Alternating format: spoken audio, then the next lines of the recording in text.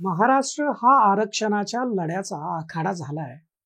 Maratha समाजासह OBC, Dhangar, Banjara, आदिवासी या समाजातून काहींचं आरक्षण मिळवण्यासाठी तर काहींचं आरक्षण टिकवण्यासाठी प्रयत्न सुरू आहेत. त्यासाठी मोर्चे निघालेले आहेत आणि पुढेही निघणार आहेत. एकूणच आरक्षण लढ्याचा रणसंग्राम आपण महाराष्ट्रामध्ये पाहतोय. यातून काय साध्य होणार आहे? कोणीच याच्या मुळाशी जाऊन विचार करताना दिसत नाही. जो तो आपापला स्वार्थ जपण्याचा आणि स्वार्थ साधण्याचा प्रयत्न करताना दिसतोय. त्यातून कायद्याची चौकट मान्य नसल्याचंच प्रकर्षानं दिसू लागलंय. महाराष्ट्राचा भूभाग आरक्षण लढ्याचा रणसंग्राम कसा झालाय हेच आपण या व्हिडिओतून थोडक्यामध्ये समजून घेऊयात.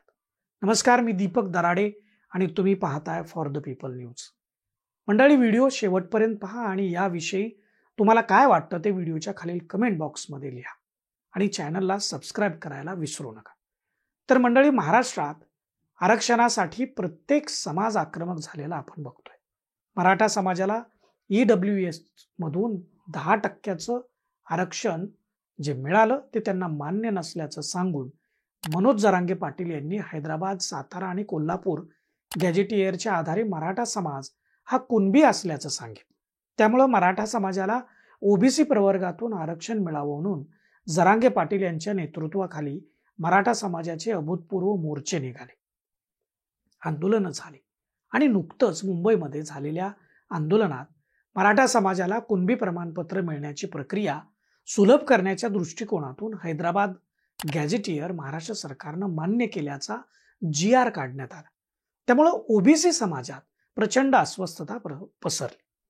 जरांगे पाटील यांचा आरक्षणाचा लढा हा केवळ मराठा समाजाला शैक्षणिक व नोकरीसाठी आरक्षण मिळवून देण्यासाठी नव्हता, तर राजकीय आरक्षण मिळवून देण्यासाठी होता, असं ओबीसी समाजाचे नेते म्हणू लागले.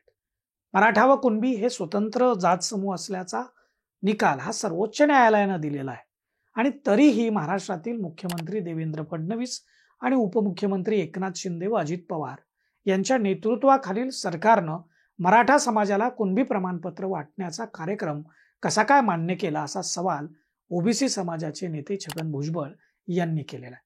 मराठा समाजाला जो न्याय लावला त्याच न्यायानं राज्यातील बंजारा समाजानं ST प्रवर्गामध्ये आरक्षण मिळण्याची मागणी आता केली. त्यांनी ठिकठिकाणी यासाठी आंदोलनं सुद्धा सुरू केली आहेत. मराठा समाजाला ज्या हैदराबाद गॅजेटियरच्या आधारे कुणबी प्रमाणपत्र देण्याचा निर्णय महाराष्ट्र सरकारनं घेतलाय, त्याच हैदराबाद गॅजेटियरमध्ये बंजारा समाजाची नोंद पाहता त्यांचा समावेश ST प्रवर्गात करावा या मागणीनं जोर धरला. बंजारा समाजानं देखील तीव्र आंदोलनाची सुरुवात केलेली आहे. त्याचवेळी आता धनगर समाजाच्या नेत्यांनीही आंदोलनाचा इशारा दिलाय. धनगर समाजाला ST प्रवर्गात समाविष्ट करावं ही त्यांची जुनीच मागणी आहे. त्यासाठी महाराष्ट्रात अनेक वेळा आंदोलनं झालेली आहेत. तुम्हाला आठवत असेल की विद्यमान मुख्यमंत्री देवेंद्र फडणवीस यांनी भारतीय जनता पार्टीचं सरकार येताच पहिलं काम धनगर समाजाला ST प्रवर्गातून आरक्षण देण्याचा निर्णय घेऊन करेल हे सरकार, असं जाहीर सभेमध्ये शब्द दिला होता. त्यानंतर फडणवीस यांच्या सरकारची ती 5 वर्षाची टर्म, जी पहिली टर्म होती ती संपली. त्यानंतर 2.5 वर्ष उद्धव ठाकरे मुख्यमंत्री होते. 2.5 वर्षानंतर सत्तांतर झालं. परत भारतीय जनता पार्टीचं सरकार सत्तेवर आलं, म्हणजे महायुतीचं. त्यावेळी एकनाथ शिंदे मुख्यमंत्री बनले, पण त्या सरकारवर भाजपचाच वर्चस्व होता. आणि त्यानंतर 2024 मध्ये सुद्धा पुन्हा आता निवडणुकीमध्ये यश मिळवून मुख्यमंत्री फडणवीस झालेले आहेत. वर्षामागून वर्ष गेली आहेत, पण आरक्षणाचे प्रश्न जैसे थेच आहेत. धनगर समाजाचा ST प्रवर्गात समावेश करावा म्हणून ज्या ज्या वेळी आंदोलनं झाली त्यावेळी आदिवासी समाजानं आंदोलन करून त्याला विरोध केला. आता तर धनगर समाजाबरोबरच बंजारा समाजानंही ST प्रवर्गातून आरक्षण द्यावं म्हणून मागणी केली आणि आंदोलनाचा इशारा तर दिलाय, पण बंजारा समाजाची ठिकठिकाणी आंदोलनं सुद्धा सुरू झालेली आहेत.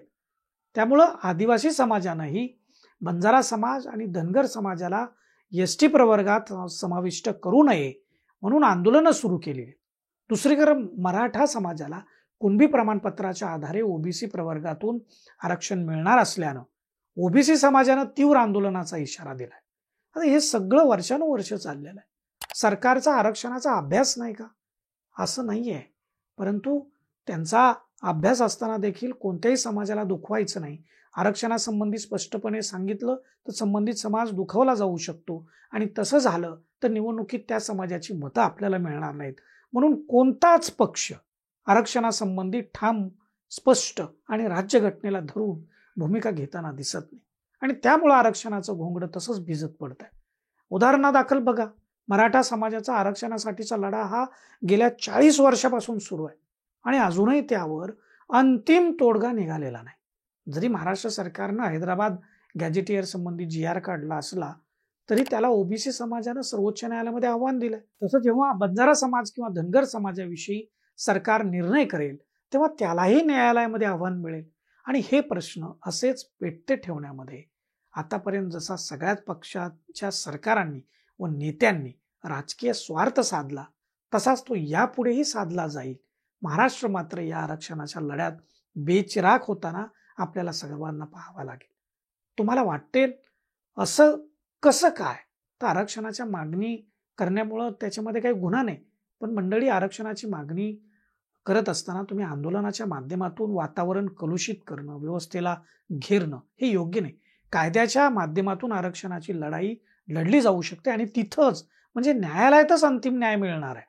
पण अशी आंदोलनं झाली तर त्याचा परिणाम हा उद्योगधंदे अस्थिर होण्यावर होतो. नवीन गुंतवणूक त्या राज्यामध्ये येत नाही. परिणामी महाराष्ट्राच्या विकासावर त्याचा परिणाम होऊ शकतो. त्यातूनच रोजगाराची स्थिती गंभीर होऊ शकते. हे सगळं वाईट चक्र महाराष्ट्राच्या विकासाला खीळ घालू शकतं. याविषयी कोणीच बोलत नाही. त्यामुळे सरकारने यावर स्पष्ट भूमिका मांडणं आवश्यक आहे आणि सरकारसोबतच सगळ्याच पक्षाच्या नेत्यांनी आता एकत्र येत आरक्षणाच्या बाबतीतलं राजकारण थांबवणं आवश्यक आहे. तुम्हाला काय वाटतं ते व्हिडिओच्या खालील कमेंट बॉक्समध्ये आवर्जून लिहा आणि फॉर द पीपल न्यूज चॅनलला सबस्क्राईब करा, लाईक व फॉलो करा. धन्यवाद.